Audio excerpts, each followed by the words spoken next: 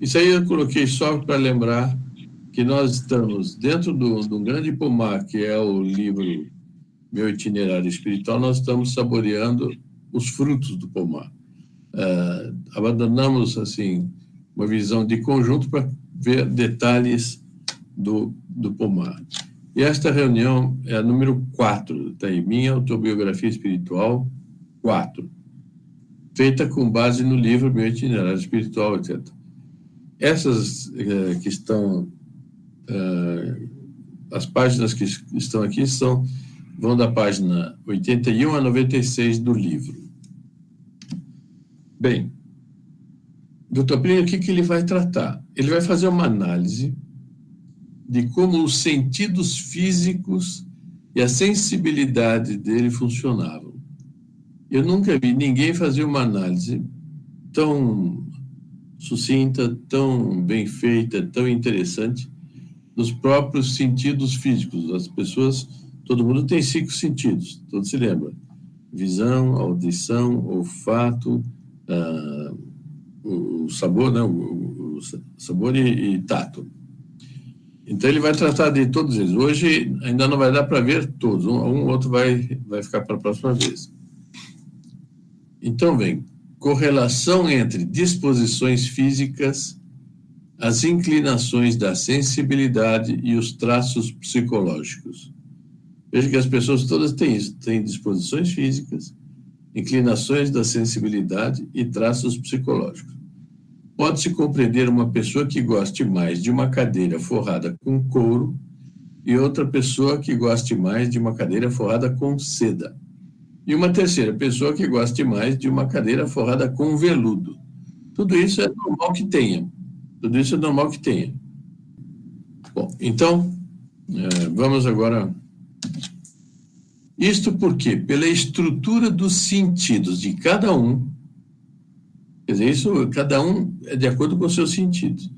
Uns tantos sentem mais o couro, outros sentem mais o veludo, outros sentem mais a seda. Agora, e lhes agrada mais, por quê? Por uma conformidade física com sua própria natureza. Quer dizer, todos nós temos a nossa natureza. E, como cada um tem características próprias, que depende de um monte de coisa, herança genética, sei lá, quanta coisa, tem pessoas que mais naturalmente gostam de determinadas coisas, outros gostam de outras coisas, sem incorrer nisso numa falta nenhuma. O Dr. Plínio vai mostrar como é que isso se dá com ele. Entra algo de psicológico também, porque, em geral, entre essas conformidades físicas, então eu com a seda ou com o veludo, etc., e psicológicas, também aí, se eu fico contente, se eu gosto, se me agrada, se não me agrada, existe certa relação. Então, por exemplo, considerem o veludo e a seda. É possível que uma pessoa goste mais da seda e outra do veludo. Vou forrar umas cadeiras, vou forrar de seda. Não, eu prefiro o veludo. Não tem problema nenhum. Agora, ao que isto se prende, em parte, é uma sensibilidade tátil, quer dizer, do tato, que é de um jeito em um e de outro jeito no outro, por causa da constituição do temperamento. E aqui tem outro aspecto, que também é psicológico, é que o temperamento da pessoa leva ela a preferir determinada coisa. Mas acontece que, em geral, ou ao menos com muita frequência, essa sensibilidade nativa e originária condiciona depois as preferências da pessoa. Então, veja, a pessoa, conforme as raízes naturais dela, ela vai preferir uma coisa ou outra. Isso é interessante, que é normal que para determinadas coisas haja preferência de um certo tipo de gente e para outra.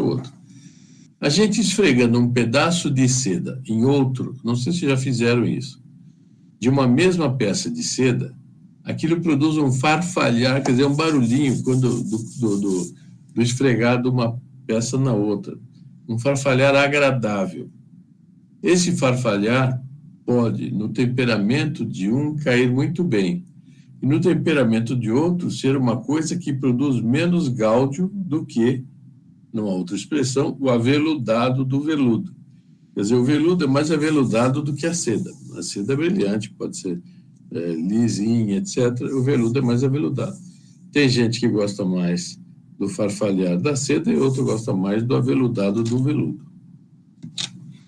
Então, aqui eu repito mais uma vez para ver. Aqui está maior, eu não sei que monitores estão usando, mas fica mais claro essa diferença. O veludo é mais aveludado e a seda é mais lisa. Mas isto cria muitas vezes uma disposição de alma psicológica que nasce daí. Então veja como isso é interessante. Cria uma disposição de alma psicológica que nasce daí. E aí a disposição de alma é mais procedente da coisa física do que a coisa física é procedente da disposição de alma. Então, existe uma coisa, a pessoa se dá bem com aquilo, gosta, então ela tem uma disposição X de alma por causa daquilo. Outra coisa, não é tanto a pessoa que gerou a coisa, o objeto, mas é a coisa que favorece a disposição de alma. Então, a disposição de alma é mais procedente da coisa física do que a coisa física é procedente da disposição de alma. Cuidado com o apetite agora. Eu não sei aí os vídeos como é que estão, mas enfim. Mas, no prato alemão, peito de salsicha com certa salada de batatas misturada com maionese, com gema de ovo, colocada entre os vários pedaços de batata. E ainda mais acompanhado de pão preto, manteiga fresca e mostarda. Do chucrute não gosto muito. Chucrute é o repolho azedo aí no caso. Nesse prato já entra qualquer coisa de psicológico. E ele vai explicar o porquê. Mas aí é porque envolve combinações nas quais o papel da inteligência e da psicologia entram mais do que no puro passar a língua na batata ou na salsicha. Agora eu vou pegar vários, vamos fazer isso, vamos misturar com isso, com aquilo, aí começa a nascer algo de psicológico. Vai procurar coisas que se afinam, que se combinam, né? Por exemplo, um prato desses. Ninguém não vai passar pela cabeça de ninguém colocar um creme de chantilly em cima disso daí. Não tem como combinar. Mas as outras coisas, mostarda, uma boa manteiga, etc., aí a coisa vai. É muito difícil, portanto, estabelecerem-se essas correlações e determinar qual é o momento em que a realidade psicológica nasce e qual é o momento em que ela predomina. Por exemplo, nesse prato que acabo de descrever, todos os componentes me são agradáveis ao paladar. Então, tem as carnes, tem a salsicha, enfim, tem aí uma série de coisas, tem batata, tal, pão preto, etc. Bom, mas o que ele tem de psicológico é que tudo nele tem um pouquinho de, não digo bruto, mas quase bruto, e exige a força da mastigação das mandíbulas. E quase um prazer de destruir mastigando. Prazer este que se mistura com o prazer do contato daqueles sabores com a língua. E dá, certa forma, já ela muito psicológica, do gosto de ser forte e de fazer as coisas que devem ser feitas. E pode concorrer para produzir o gáudio da retidão de consciência. Eu acho incrível. Você vê como é que a gente deve comer. A gente deve comer prestando atenção em tudo que está acontecendo. Veja quanta coisa ele tirou daqui, porque ele prestava atenção no que ele estava fazendo. Não comia assim, sem prestar atenção em nada. Pode ser que uma análise assim não saia na hora, mas com o tempo a pessoa acaba gostando. Então, por exemplo, imagine uma pessoa que goste muito, eu não sei, de macarronada. Por que você gosta do macarronada? ela vai dizer aquilo que é o equivalente ao que o Dr. Plínio disse, é normal que ela diga, né? Daquilo que o Dr. Plínio disse do prato alemão. De todo prato é possível dizer algo. E assim, quase todos os pratos que eu possa elogiar conduzem a coisas dessas. Vejam só, por exemplo, creme de chantilly. Aliás, eu aproveito para dizer, por favor, não me falem chantilly nem chantilly. Isso é caipirês puro. Creme de chantilly. Chantilly é nasalado, o chan é anasalado, não é chan, é chan. Chantilly. É uma coisa simples e barata, o chantilly. Mas o creme de chantilly, bem batido, tem uma expressão de refinamento. Tem uma delicadeza, tem uma finura, tem uma nota de boa educação, de bom nascimento, de bom berço, que é extraordinária, embora se possa comer creme de chantilly muito bom na casa de um camponês. Não é só o nome que evoca o fabuloso do castelo de Chantilly. Esse é o castelo de Chantilly. E foi aí que nasceu o creme de Chantilly, foi na cozinha desse castelo. É mais do que isso. É aquela espuma de leite. Não sei o que é aquilo, mas a pessoa até se esquece de que aquilo é leite. Parece uma comida para fada. Eu procurei uma fada de imaginação, só encontrei bobagem. Aí tive que colocar uma fada mesmo natural, para ilustrar isso. Veja como o chantilly combina muito com ela, que ela é tão fina, tão delicada, tão parece mais espiritualizada, e o chantilly parece qualquer coisa que combina bem com ela. Alguém sabe quem é essa? Maria Antonieta. Isto, ela mesma, Maria Antonieta. Quer dizer, o prazer degustativo se faz acompanhar de uma porção de conotações psicológicas e espirituais diferentes das conotações que tem. Por exemplo, a salsicha com a batata. Então, está falando do prazer do chantilly. E o outro é diferente, é completamente diferente. A foto aí tem os dois, um junto do outro, para ver que nem na aparência combinam absolutamente. Isto porque o prazer que está ali, no chantilly, é o prazer da sutileza, daquilo que é sutil, está subentendido, né? Que é diferente do prazer da força, que é o do prato alemão. Não é o contrário, porque as coisas boas nunca são contrárias umas das outras, mas são diferentes. Registrem isto. Isso é muito bom para nós sabermos nos expressar a respeito das coisas. Então, as coisas boas não são contrárias, mas elas são diferentes. No fundo, elas são amigas, né? E é o gosto de ser sutil, o gosto de ser leve, de perceber a distinção das sutilezas, a alegria do espírito. Esse é o que tem, Por exemplo, a propósito do plebiscito de Maastricht sobre a Comunidade Europeia, um jornal francês soltou esta frase: o oui, quer dizer, sim, venceu. O não se impôs. Quer dizer, eu não sei dizer, não me lembro o fato qual foi, porque que isso foi assim. Mas a maneira do francês expressar o sim venceu, o não se impôs, isso é uma coisa que tem uma finura de percepção que é própria do chantilly, de quem come chantilly, de quem entende o chantilly. É uma sutileza, mas como sutileza, tem para o espírito um gosto meio parecido com a leveza do creme de chantilly em contato com a língua. Eu não sei se deixo claro como é que a gente deve comer, como é que o ser humano deve comer, sobretudo o católico quanto revolucionário.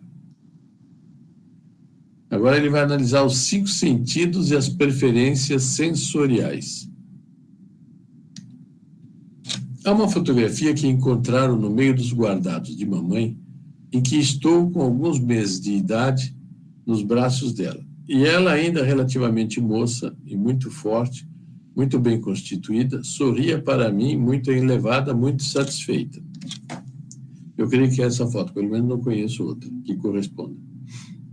Aquela fotografia foi ampliada e, olhando casualmente para ela, percebi alguma coisa de meu modo de ser, de meu temperamento, que reconheço até hoje. Veja bem, do meu temperamento.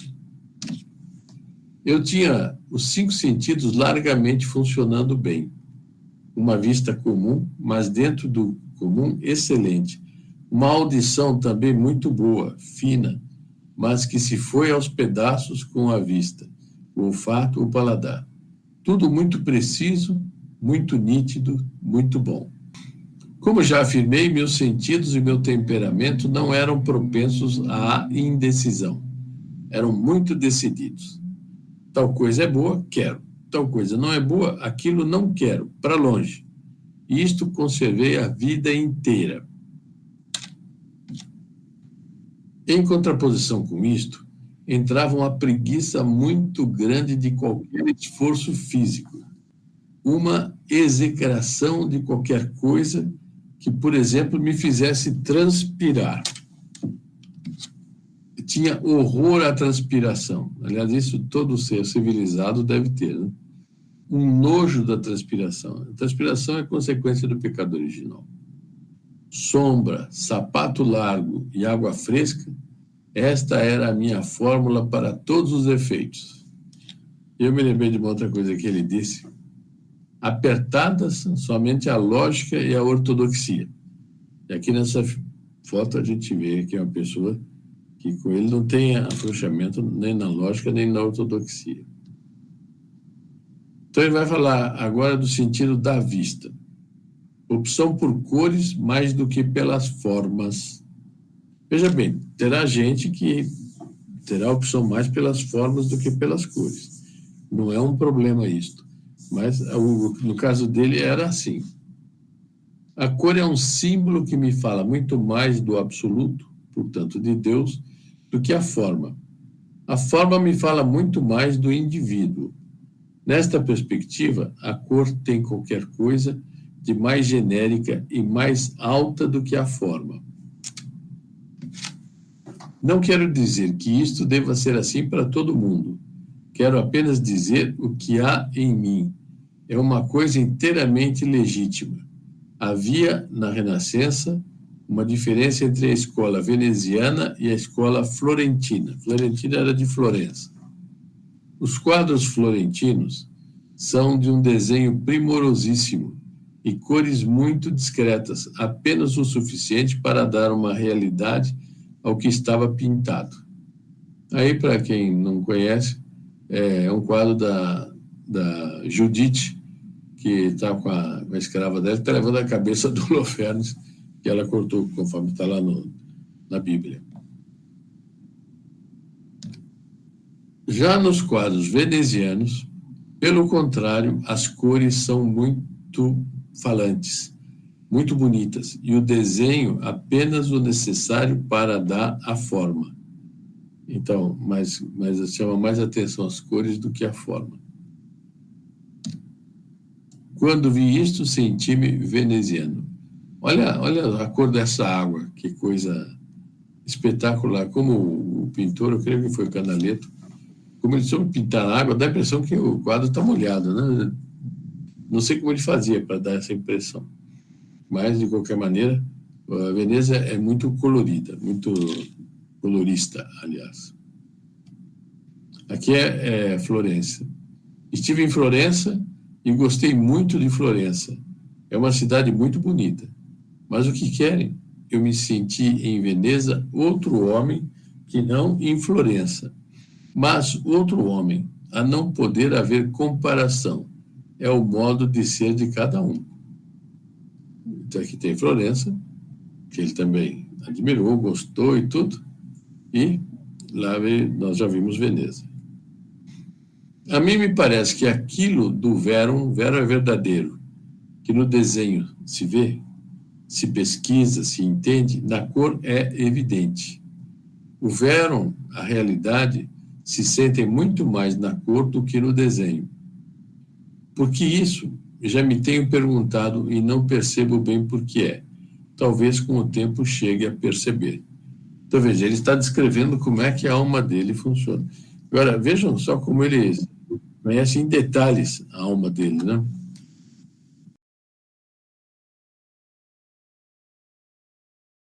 Aí, para mim, a flor era muito mais um conjunto. E o conjunto me impressionava mais do que os pormenores. Eu quase não ficava nos pormenores. Também não era de ficar olhando para uma flor um dia inteiro, nem de longe. Minha mãe era menos colorista do que eu. Ela gostava das cores, mas elogiava muito mais as formas. Então, veja, a mãe dele, que era a mãe dele, era diferente dele. E como o meu intuito era distraí-la, eu não fazia para ela o comentário da flor que normalmente faria. Eu a acompanhava no comentário dela. Isso o pessoal se chama apostolado. Tá? Porque a pessoa gosta mais de uma determinada forma, de uma determinada maneira, então ele faz do jeito que agrada mais a pessoa. Faz parte também dos lineamentos da minha sensibilidade o gosto do grandioso, o gosto do monumental, o gosto do forte, o gosto das cores mais do que das formas. Como já disse, não sou insensível às formas, mas sou muito mais sensível às cores. Então, vou colocar algumas coisas que ele chegou a comentar que gostava muito. Por exemplo, as montanhas de Minas. Veja só, ele falou da grandeza bíblica das montanhas de Minas. Depois, o mar.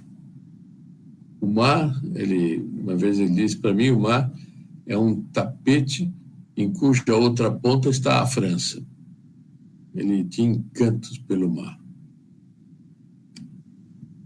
Aqui é um castelo, uma fortaleza em Segóvia, na Espanha, mas também algo forte, algo que tinha grandeza e era forte. E lá mais atrás tem a Catedral de Segóvia. Que Carlos Magno, a cavalo, está junto à igreja de Notre-Dame de Paris. Então, o primeiro imperador católico que fundou a cristandade foi Carlos Magno. E ele era um homem possante, era um homem fez mais de 50 guerras. Ele morreu com 75 anos. Sou muito sensível a cores, sobretudo quando essas cores existem em pedras ou na água. Então, veja bem que aqui tem dois verdes. Tem o verde das pedras e tem o verde da água. Um verde interessante. Eu nem sei onde que é isso, esse rio. E aqui é um pouco de mar e um pouco de água marinha. Mas veja como é interessante, para entender o que ele vai dizer. Há, no meu modo de sentir as coisas, uma relação singular entre a água e certas pedras, em que a água me parece certa pedra colocada num certo estado, e a pedra me parece certo líquido que entrou num outro estado. Não quero dizer que isto seja cientificamente assim.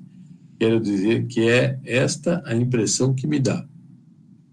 Agora, muito cientista faz o seguinte: essa pedra é composta de não sei o que, não sei o que, não sei o que, ele não tem graça nenhuma, ele nem admira a beleza, não faz relação com virtude, com nada da pedra.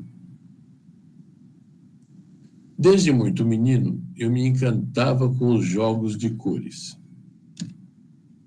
Mamãe às vezes escolhia uma flor e tinha a disposição de alma de, eu chegando, me mostrar a flor. Olha aqui que bonita esta flor. Eu verificava que o modo de ser dela era muito diferente do meu, porque ela entrava nos últimos pormenores da análise da flor e com um verdadeiro enlevo. Por exemplo, uma flor comum, ela segurava, analisava, mexia, e via-se que ela pensava muito em Deus enquanto tendo criado isso. Essa aqui é uma outra lição que nós devemos aplicar muito na nossa vida. Sempre que a gente contempla algo, A gente analisa, sempre ficar imaginando Deus que é a causa daquilo. Há que considerar que o meu modo de ser era próprio do homem, e o modo de ser dela mais próprio da senhora. Então eu via a flor como uma espécie de grande mancha de cor, e a cor me impressionando muito mais do que a forma.